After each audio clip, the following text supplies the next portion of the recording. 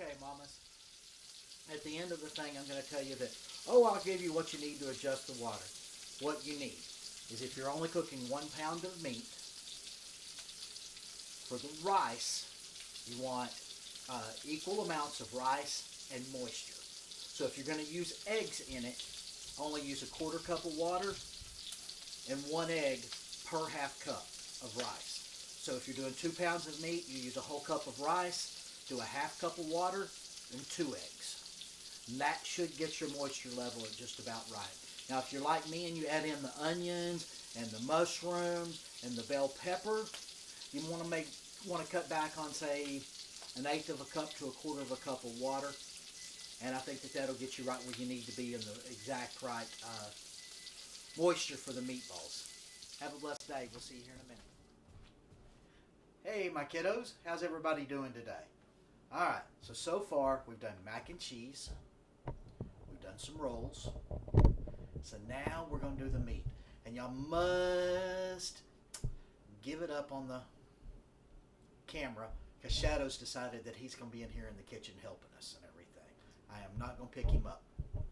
Alright, so first thing we're always going to do in the kitchen, and especially today, wash your hands. I want you to go to the sink. I want you to wash your hands for at least 20 seconds, and you want to wash them from the tips all the way to the elbows. Alright? Alright, we're back. I'm all washed up. What about you? You should be or you shouldn't be back. Alright, we're going to make some porcupine meatballs. Now, when I was little, those were one of my favorites. And so many times when I was about, 6, 7 years old, my Granny Smith would call and she'd say, "Robert, baby, what can Granny make you for dinner today?" Because we'd go over there and eat dinner after church. So many times I told her I wanted these porcupine meatballs. So that's what we're going to make today. Now, I've got about 2 pounds of ground beef.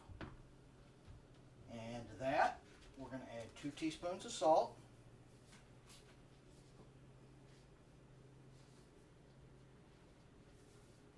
1.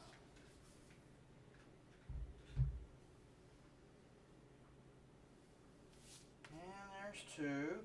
Now for all you kiddos who don't go in the kitchen very much, it's TSP, teaspoon. Okay? Get about a half a teaspoon of black pepper.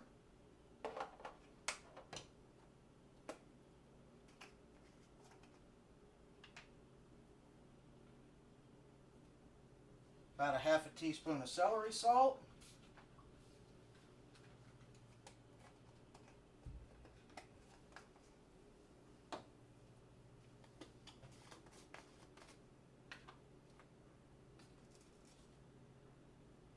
About a half teaspoon of garlic powder. Put all that in there.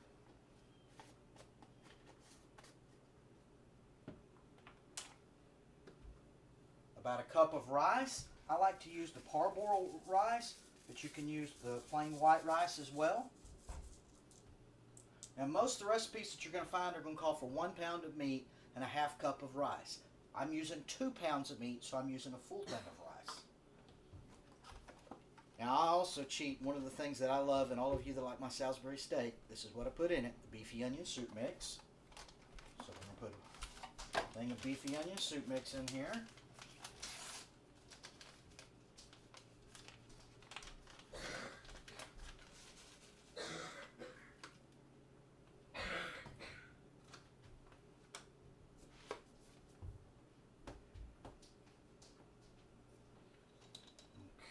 We can go with our wet ingredients.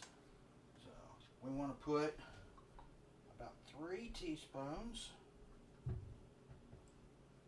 Worcestershire sauce. Easy for you to say.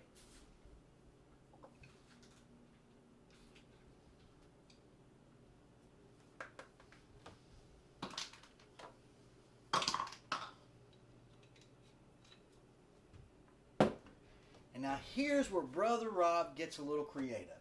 Now depending on whether you like it or you don't, I like bell pepper in mine, I like onion in mine, and I like mushrooms to add some earthiness to it.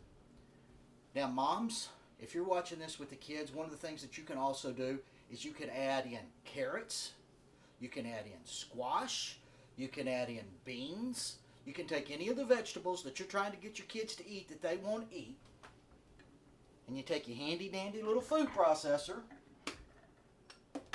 We're going to add in our bell pepper. I've got about a half a bell pepper here for this. I've got a whole small onion. I'm going to use about half my mushrooms. This is a big can and a little can. I'm going to use the rest of my mushrooms in my gravy in the crock pot. Put the lid back on it.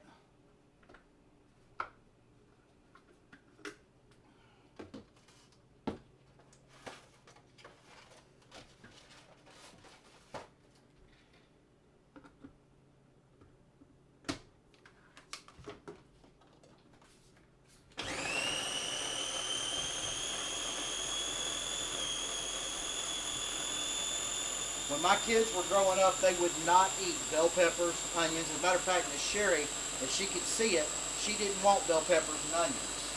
So what I had to do is I had to chop it really, really, really fine. And then I finally got a food processor.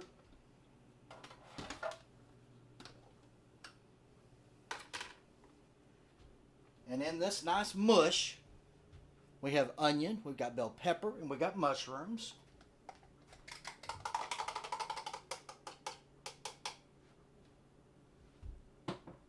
Like I said, Mom, if you want to, you can add some zucchini in there. You can add some carrots in there. You can add whatever you want. You just want to go probably about no more than 2 to 1, 2 parts meat to 1 part veggie.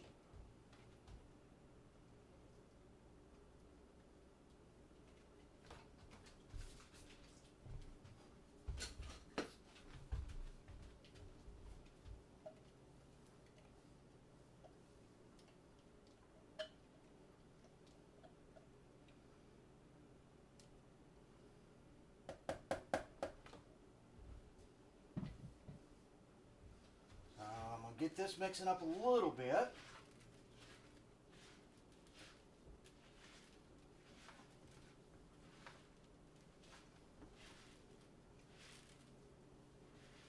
Use the spatula to kind of get it started. But kiddos, guess what? It's going to get yucky. Or for some of you, it's going to be, oh, that's so gross, it's fun. Can I do it again?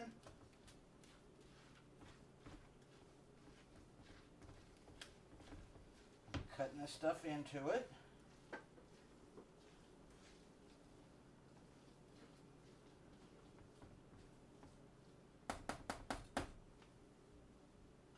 Now, because I've used the vegetables and stuff in there, I like to add another binder in it other than just the rice.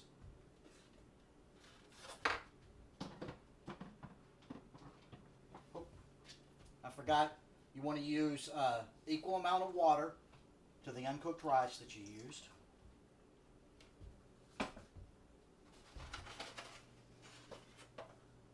I like to add at least 2 eggs. And sometimes, like today, I will go 3 eggs.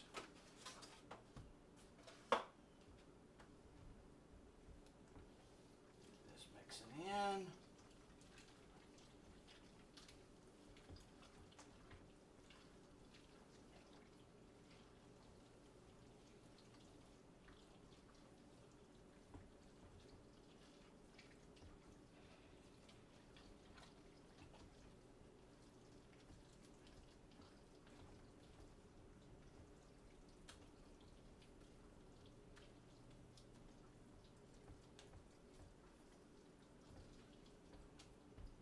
Now I've got too much water in mine, and because of the water and the vegetables and stuff, it's not binding real well. So I have somewhere around here, my Sherry hasn't hid though.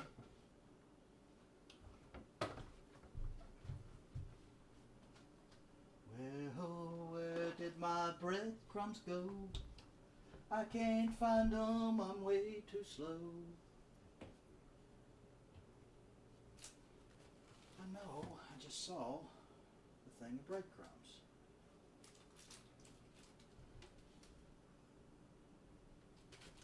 Yeah, behind the shortening.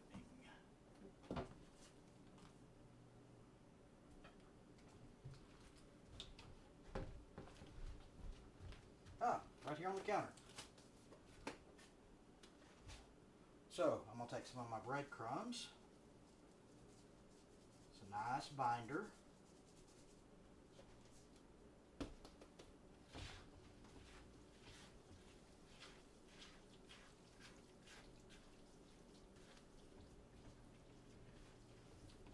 And that firms up my meatballs quite a bit.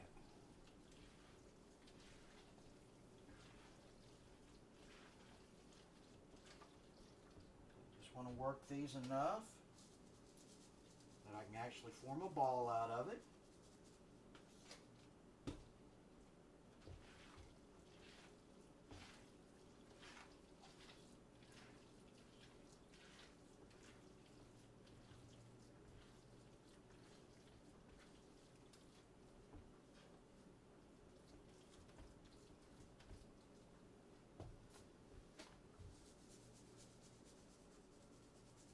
Yes, I picked that up off the counter. It's just me and Miss Sherry.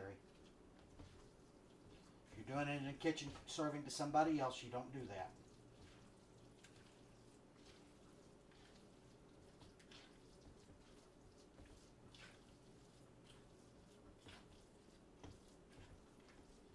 Alright, so I've got my meatball mixture going. I'm going to heat up my front burner. I'm going to add just a little bit of oil to it just to get it started.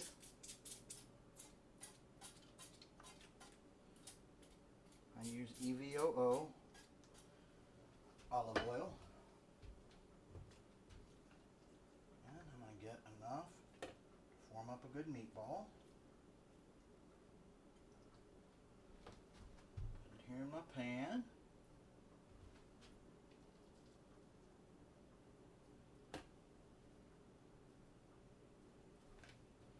And you're going to want them just about handful size because you want them big enough to be able to take a bite out of them.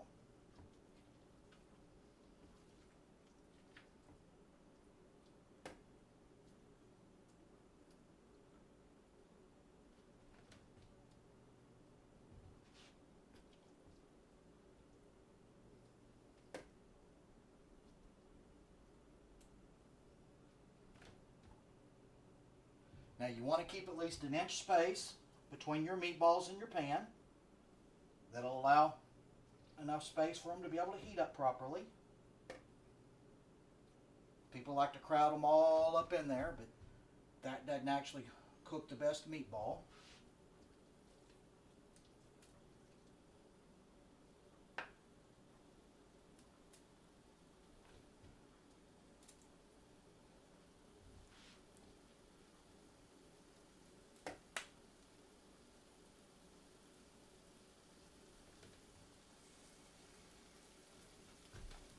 So I've got those searing.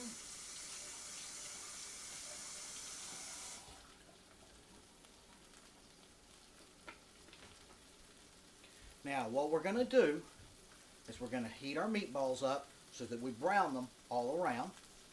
You're not trying to cook them all the way through, Mom. All you want to do is brown them. Okay? So we got our meatballs brown.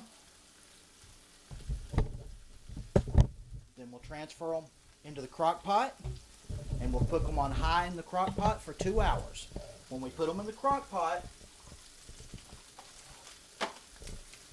we're going to add the other package of the beefy onion Lipton soup, 1 cup of water, and if you want to, you can add a beef bouillon cube in there.